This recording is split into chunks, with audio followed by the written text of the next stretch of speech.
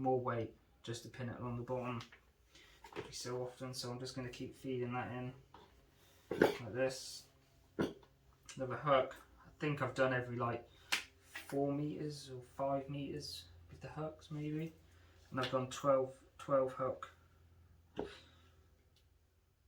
rig or line, long line. So see how it goes. There we go again. I've changed the colours of the beads every so often, so in the order of them, and luminous and translucent, things like that. I do wish I have got some of those made up, which don't have any beads on, because I've never really been a bead person, but people seem to use them quite often. So here again, another bit of lead. I've put a bit of lead in between every 2 hooks just to keep it pinned to the bottom, just to see whether I can get those bottom feeding fish. Really, I'll make other long lines for bass and cod and things, which be a bit, I'll probably have it suspended hopefully in the water. But yeah, again, second hook, clip it on there. And the whole idea of this system is, well, I'll show you in a minute. I'll start pulling some out. I'll do like a pretend deployment. Okay, another hook.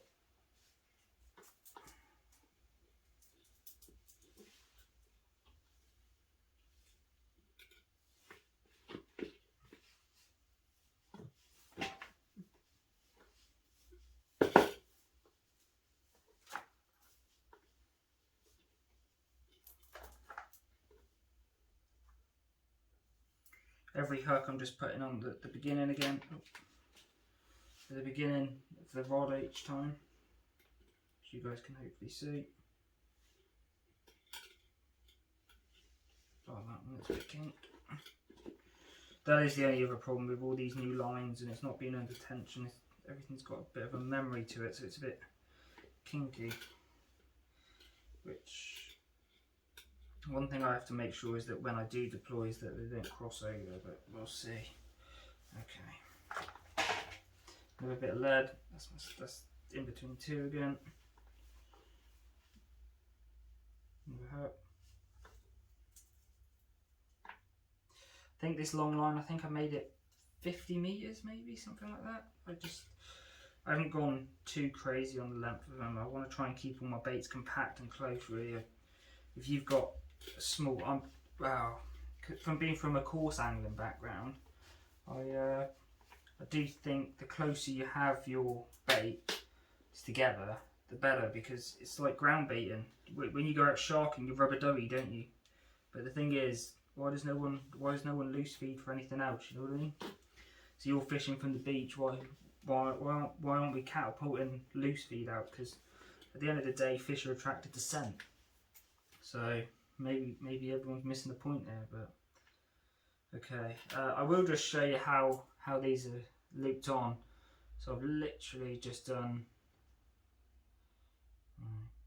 overhand loop like that. So literally just tied a overhand loop, gone like that, pulled it through for at the end of every one of these. So I can literally have these, I can change one of these in seconds. Well, this is pretty much just come off straight away. So yeah, that's just looped over like that, and that's just to make it so if I do get a fish or I get snagged, I have to cut it, etc. I can easily get back fishing when I need to. So that is the trouble I've had with these long lines, is trying to make them so that it is easy to replace them or change them when I need to. Which the ones on eBay, I've noticed they're pretty difficult, and eBay, and there's a couple of other companies, Coastal Nets and things like that. I wouldn't mind buying one of them, a couple of commercial long lines, just to see how they make them and see the different ways. But I'd rather learn the hard. Well, I'd rather teach myself and do it my own way. So I have got something else in store which I know for a fact no one in the UK is using for fishing, which I will put on another video. It's quite a funny system I've got, and might get some funny comments, but it is going to be quite effective, I think, especially with the live. It's for live bait fishing, so sand eel, prawn, mackerel, anything really. Might even try crab on the bottom, we'll have to see. Maybe a couple of velvet swimming crab.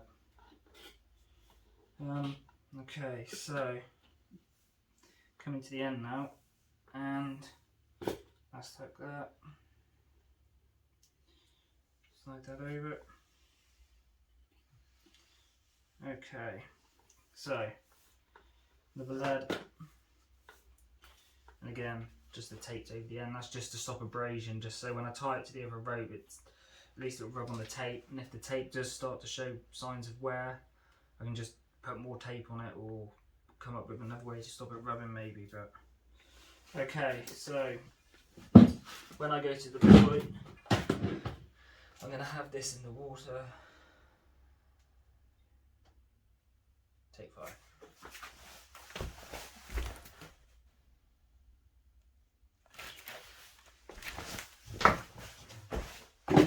Okay, so when I go to deploy, I'll come over here quickly. I have this in the water. This is going to be with the weight. I'm going to come along, tie my buoy, tie my float line, tie the buoys on, throw them out. This is going to feed out off the boat. I'm going to reach here, I'm going to hold it, tie my anchor, that there, with the anchor onto that rope. And this then is going to be thrown in the water. And this is what's going to happen. It's going to feed out some weight. Hooks are just going to slide straight off. Absolutely lovely. Look at that. No effort at all. Straight off. See? Every hook. And the last thing about this little system here and the way this bar is I can easily get to it to bait up.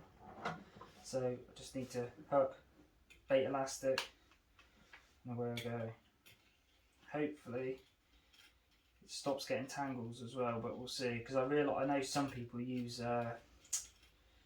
they use newspaper, so they'll have it all just in a tray and they'll just put layers of newspaper between each hooks, but don't really want to be throwing stuff like that in the water if I can help it. So yeah, it's brilliant, but it's quite effective really, it's quite good.